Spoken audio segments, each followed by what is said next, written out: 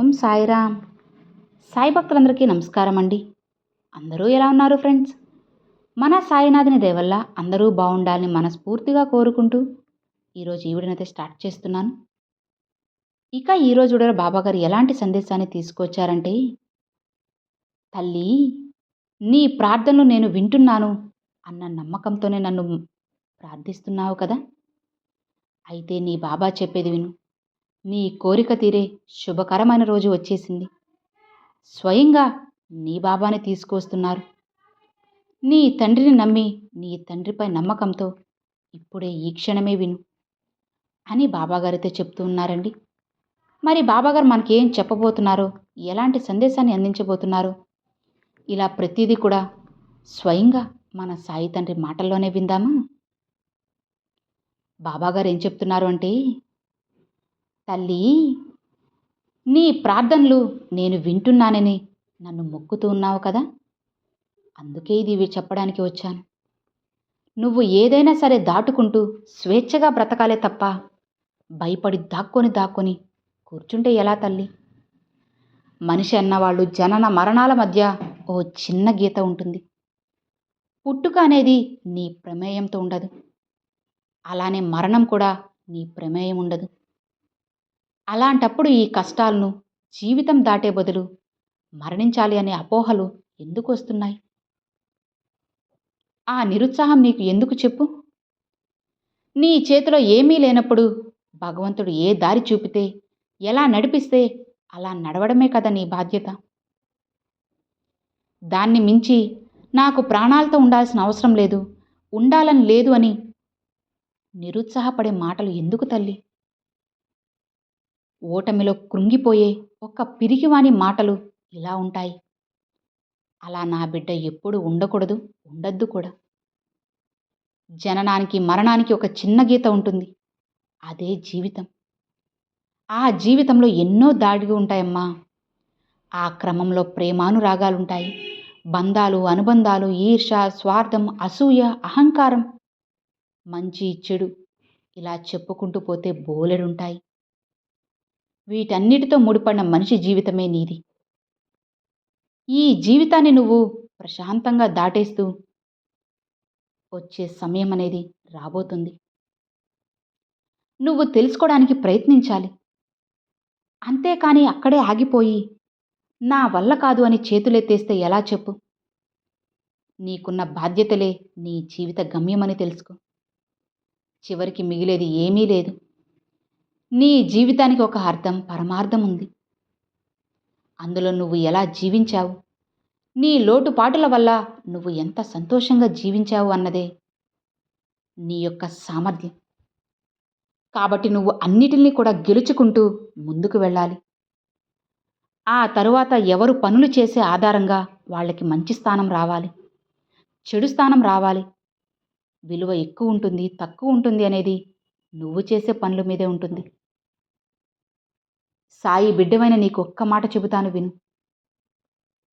జీవితంలో నీ పనులు పెంచే కొన్ని పనులు ఉన్నాయమ్మా.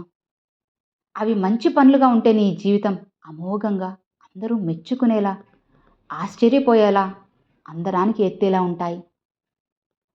అలానే ఎవ్వరికి నచ్చని విధంగా ఉంటే అవి ఎవ్వరూ గుర్తించరు. కాబట్టి నీ జీవితం సార్థకతకు నువ్వే పునాది వేసుకో. ఇలా చూడు, జీవితంలో మంచి చెడు రెండూ జరుగుతూ ఉంటాయి. మంచి జరిగినప్పుడు గర్వంతో విర్రవీగుతుదు, చెడు జరిగినప్పుడు కృంగిపోయి మనసులో బాధతో ఉండకూడదు. ఎందుకంటే కొందరు చిన్న లాభం కలగగానే ఆకాశమంత ఎత్తుకు ఎదుగుతారు, చిన్న కష్టం కలగగానే పాతాళానికి కృంగిపోతారు. అది అస్సలు మంచిది కాదమ్మా. బిడ్డ గుర్తుపెట్టుకో, లాభం వచ్చినప్పుడు ఆ లాభాన్ని నిలబెట్టుకోవాలి, ఇంకాస్త లాభాన్ని సాధించాలి అని పాకులాడాలి. ఇక అలానే చిన్న నష్టమో కష్టమో కలిగిందనుకో, అప్పుడు కృంగిపోకుండా లాభాలు ఎలా తీసుకురావాలని ఆలోచించాలి, మంచిని ఆస్వాదించాలి. గర్వంతో కాదమ్మా, స్వచ్ఛమైన మనసుతో. చెడుకు బాధ్యత వహించాలి, అది మనోవ్యాధితో కాకుండా నువ్వు బాధ్యతగా నీ జీవితం పట్ల ఉన్న ఒక ఆపేక్షతో నువ్వు బాధ్యత వహించాల్సి ఉంటుంది. కాబట్టి నీ జీవితాన్ని, భగవంతుడు ఇచ్చిన ఈ గొప్ప జీవితాన్ని నిబ్బరంగా, మనోనిగ్రహంగా, నీ మనసు ధైర్యంతో సాధించుకో. ఏదైనా సరే నువ్వు కోరుకున్నప్పుడు, నీ లక్ష్యం వైపు గురి ఉన్నప్పుడు ఖచ్చితంగా అది నీకు అందుతుంది. అంతేకాని కృంగిపోయి అక్కడే కూర్చుంటే ఎలా? నీకు నీ బాబా తోడు ఉండగా ఎందుకు భయం? నిన్ను ఎవరూ ఆపేవాళ్ళు లేరు. ప్రతి ఒక్కరి జీవితాలకి, తన కుటుంబాలకి తానే బాధ్యత వహించాలి. అలానే ఇది నీ జీవితం. కుటుంబానికి, నీ కుటుంబ సభ్యులకు నువ్వే ఆధారం. నువ్వే కదా వారికి బాధ్యత వహించాలి. వాళ్ళకి సంపాదించి పెట్టాలి. వారందరూ కూడా నీపై ఆధారపడి ఉన్నారు. అలాంటి వారిని బాధ్యతగా నువ్వు చూసుకోవాలి. ఆధారపడి జీవించడానికి భగవంతుడు ఎప్పుడూ కూడా నీకు తోడుంటాడమ్మా. నీపై ఆధారపడిన వారికి చక్కగా భగవంతుడి అనుగ్రహం ఉంటుంది. నీకు ఏ పని లేకపోయినా ఏదో ఒక దారి అనేది స్వయంగా నేను చూపుతాను. పని లేక, ఉద్యోగం లేక, ఏమీ లేకపోయినా సరే, ఒక బీదవాడిగా ఉన్నా సరే, ఏదో ఒక మార్గంతో నీకు ఆహారం, నీ కుటుంబ సభ్యులకు అందించేలా ఏదో ఒక వృత్తి అనేది ఖచ్చితంగా నీ బాబా అందచేస్తారు. ఇక నువ్వు చేయాల్సింది నాపై నమ్మకంతో, అలానే నీ పని మీద శ్రద్ధ పెట్టు. నీ లక్ష్యం పైన పట్టుదల. ఇవి ఉన్నప్పుడు నువ్వు కోరుకున్నది ఒక్కరోజో, 2 రోజులో, 3 రోజులు ఆలస్యమైనా సరే, 4వ రోజు, 5వ రోజైనా నీకు చేరుతుంది. బిడ్డా, అజ్ఞానం అనే ఒక ముసుగులో ఉన్నవారికి జ్ఞానం అనే ఒక జ్యోతిని వెలిగించడానికి నీ బాబా ఎప్పుడూ ముందుంటారు.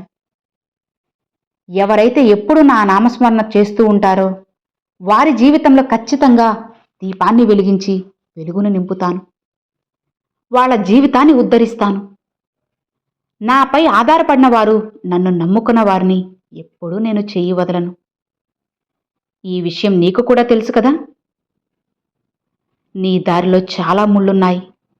అలా ఉన్నాయని అక్కడే నువ్వు ఆపేస్తే ఎలా? నీ లక్ష్యం కాస్త దూరంగా ఉన్నా ప్రయాణించు. తప్పకుండా చేరుకుంటావు. నీకు మంచి గుర్తింపు ఉంటుంది, విలువ ఉంటుంది. నీపై ఉన్న విమర్శల్నే ఆశీర్వాదాలు, అవహేళనలు చాలామంది చేస్తూ ఉంటారు. పట్టించుకోకు, ముందుకెళ్ళు. అందరూ సలాం కొట్టేలా, నీ ముందు తల వంచేలా, నిన్ను వెక్కిరించిన వాళ్ళ అహం దెబ్బతినేలా మంచిగా సంపాదించు. ఆస్తి, అంతస్తులు అన్నీ సాధించు. అవి లేవని ఆలోచన వదిలే. ఆత్మవిశ్వాసమే నీ ఆయుధంతో ముందుకు వెళ్ళు. ఖచ్చితంగా నీ లక్ష్యాన్ని చేరి అందరూ నీకు సలాం కొడతారు. చెప్తున్నానుగా, ఒకరోజు ఆలస్యం అవ్వచ్చు, నెల ఆలస్యం అవ్వచ్చు, సంవత్సరం అవ్వచ్చు, కానీ విజయం తథ్యం. నిన్ను వెక్కిరించిన వాళ్లే ముక్కున వేలేసుకుంటారు. అది నీ గెలుపు. అలా బ్రతకాలి నువ్వు. బిడ్డా, నువ్వు అలా ఉండాలి. అప్పుడే నీ బాబాకి గర్వంగా ఉంటుంది. నిన్ను వెక్కిరించిన వాళ్ళు చూసి నీ వెనకే పోవాలి, నీ వెనకే దాక్కోవాలి. నీ వెనకే వారి అవసరాలు ఉండేలా, నీ కోసం వచ్చేలా ఉండాలి. అది కదా అసలైన గెలుపంటే చెప్పు. అలా జీవించు. ఖచ్చితంగా నువ్వు మంచి స్థాయికి వెళ్తావు. ఎందుకంటే నీలో పట్టుదల అనే ఒక ఆయుధం ఉంది కాబట్టి. నిన్ను తక్కువ చేసి మాట్లాడినప్పుడు మౌనంగా ఉండు. హేళన చేసినప్పుడు కూడా మౌనంగా ఉండు. తిట్టినప్పుడు కోపాన్ని చూపకు. అలా తిడితే కోపం వస్తుంది, కానీ నువ్వు వెంటనే కోపం తెచ్చుకోవద్దమ్మా. అలానే ఎవరన్నా పొగిడినా వెంటనే గర్వంతో విర్రవీగకు. అలా చూస్తూ ఉండు. ప్రతి ఒక్క విషయంలో, ప్రతి ఒక్క క్షణంలో, ప్రతి ఒక్కరిలో నువ్వు ఏదో ఒకటి నేర్చుకుంటూ, మెట్టు మెట్టుకి పైకి ఎదుగుతూ మంచి స్థాయిలో నువ్వు ఉండాలి. ఏ పనైతే నువ్వు ఎంచుకున్నావో అందులో మంచి స్థాయికి వెళ్ళు.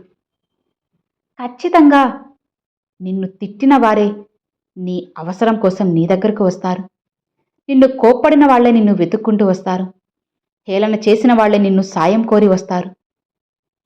అది తల్లి గెలుపంటే. అలా బ్రతికి చూడు. నువ్వు ఎప్పటికీ కూడా కింద పడవు. పట్టుకోవడానికి నీ బాబా ఉన్నారు కదా, నీ పక్కనే ఉన్నాను. నిన్ను కాపు కాచి నీకు ఖచ్చితంగా మంచి జీవితాన్ని ఇస్తాను. బిడ్డా, ప్రపంచంలో బలమైనది ఇనుము, అలానే నువ్వు నమ్ముకున్న నీ బాబా కూడా బలమైన వారే అని నువ్వు నమ్ముతావు కదా. కాబట్టి ఈ బలం నీకు తోడైతే ఖచ్చితంగా ఆ బలం నీకు ఆశీర్వాదంగా ఉంటుంది. నీ బాబా ఎప్పటికీ నిన్ను ఆశీర్వదిస్తూనే ఉంటారు. ప్రపంచంలో బలమైన వస్తువు ఇనుము కదమ్మా, ఇది అన్నిటినీ కోసేస్తుంది. ఇనుము కంటే బలమైనది అగ్ని. ఇది ఇనుమునే దహించేస్తుంది, కరిగించేస్తుంది. కానీ ఆ అగ్నిని ఆర్పే బలం నీరుకి ఉంది. ఆ అగ్నిని ఆర్పే బలం నీరు ఉన్నప్పుడు ఆ నీటి కంటే బలమైన వాడే కదా మనిషి. అలాంటి మనిషి జన్మతో ఎత్తావు నువ్వు. నీ సాయి ఆశీర్వాదంతో భగవంతుడు నీకు ఈ జన్మనిచ్చారు. నువ్వు ఎంతో గొప్పవాడివి కదా, ఆ నీటినే తాగేస్తావు. కాబట్టి మనిషి కంటే బలమైన వాళ్ళంటూ ఇక్కడ ఎవ్వరూ లేరు. కాబట్టి నువ్వు బాగా బలం కలిగిన వారివని ముందు నువ్వు నమ్ము. నీ బలాన్ని నువ్వు తెలుసుకో. ఖచ్చితంగా నీ బలానికి తగ్గ విజయం నీకు తప్పకుండా వస్తుందమ్మా.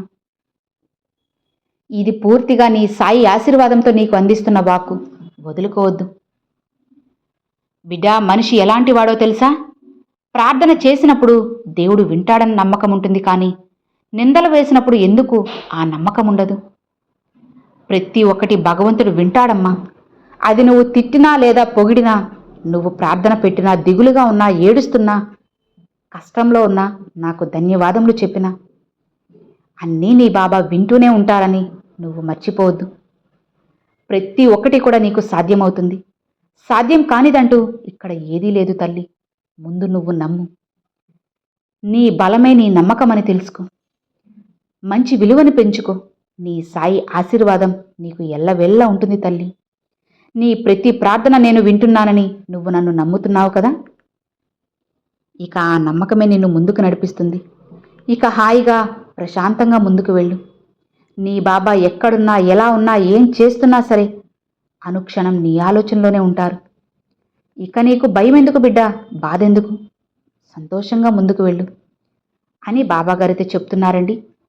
సో విన్నారు కదండి, ఈరోజు బాబాగారు పంపించిన ఈ మంచి సందేశం మీ అందరికి నచ్చిందే అనుకుంటున్నాను. నచ్చితే ఒక చిన్న లైక్ చేయండి, మరికొంతమంది సాయి భక్తులకు షేర్ చేయండి. ఫస్ట్గా మన ఛానల్ చూసేవాళ్ళు సబ్స్క్రైబ్ చేసి సపోర్ట్ చేయండి ఫ్రెండ్స్.